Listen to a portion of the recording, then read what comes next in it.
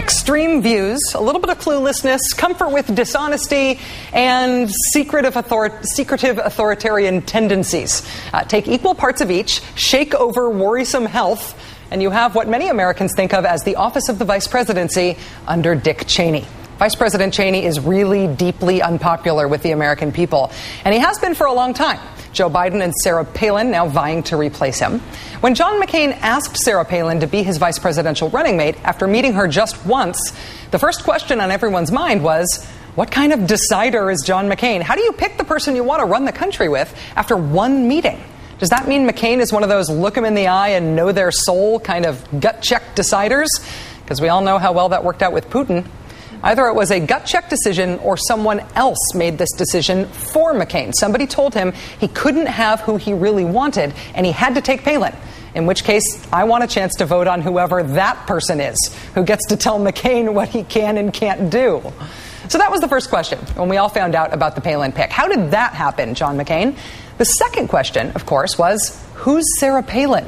And that is what Americans have been paying so much attention to now for the past 3 weeks or so since we've gotten to know her. We're all coming to our own conclusions about whether we think she really has what it takes to take over Cheney's office. I'm thinking it might be a really, really easy transition from Cheney to Palin. And here's why. First, extreme views. Who else in the world doesn't think that global warming is man-made at this point? Wonder Twin Cheney-Palin powers? Activate. Second, a little bit of cluelessness. Cheney gets lots of credit for being the Machiavellian puppet master, controlling everything in Washington, the omniscient evil genius. You know, don't give the guy too much credit. I think they're in the last throes, if you will, of the insurgency. Vice President Cheney's last throes? Meet would-be Vice President Palin's online government checkbook. As Alaska's governor, I put the government's checkbook online so that people can see where their money's going. We're going to bring that kind of transparency. You know, that would be an awesome idea for Washington. That's why Barack Obama and Tom Coburn did that already 2 years ago. Well, how about also the issue of comfort with dishonesty? It's been pretty well confirmed that he did go to Prague and he did meet with a senior official of the Iraqi intelligence service. And we have reporting that places him in Prague with a senior Iraqi intelligence official. Dude, that was not pretty well confirmed.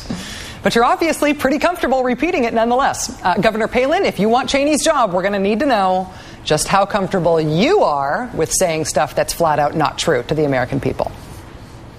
The bridge to nowhere. Yeah. Did you originally support it? I killed the bridge to nowhere, and, I think I ruffled some feathers there also. I cannot speak to the feathers, but you so totally did not kill the bridge to nowhere, and you've been called out on it 1,000,000 times already. Finally, let's assess the most Cheney-esque of all the vice presidential vices that have brought Americans' feelings to a warm simmer of fear and loathing about the East Wing of the White House. That would be secretive and authoritarian tendencies. The easiest job in the federal government is being Vice President Cheney's spokesperson. How many different ways can a person say no comment? It's just not that hard a job. You know how the McCain campaign won't let Sarah Palin talk to the press? The guy running the McCain campaign, Steve Schmidt, used to be Cheney's spokesman, so he's had lots of practice. Don't forget also the mysteriously missing emails from Cheney's office, including from the day the FBI announced they were investigating the Valerie Plame Wilson affair. I see you those missing Cheney emails, and I raise you the 1,100 Sarah Palin emails she's withholding under executive privilege. Subpoenaed in a Palin investigation in Alaska? Check the Cheney and Bush playbook for how to deal with a subpoena in Washington. Here's my favorite, though, and this is just broken today. One of the weirdest, most surreal displays of the secretive and authoritarian tendencies of Vice President Cheney was when his office insisted that the office of the vice presidency really didn't exist formally on paper.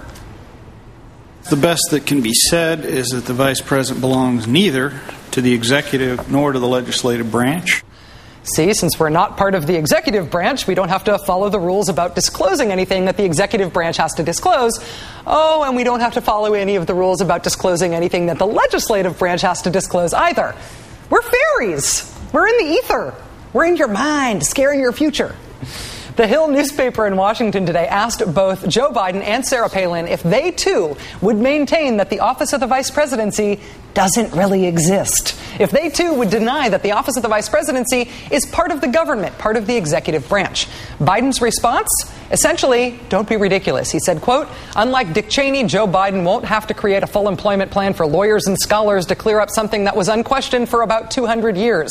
The vice president is part of the executive branch, period. End of story. Sarah Palin's response, on the other hand? No comment. Dick Cheney, meet Sarah Palin. Sarah Palin, meet Dick Cheney. Although it seems like you guys might already know each other. A pig, but at the end of the day, it's still a pig. The difference between a hockey mom and a pit bull? Lipstick. Let the debate continue about whether or not Sarah Palin is ready to take over for Dick Cheney. I, for one, think she's been preparing for it her whole life.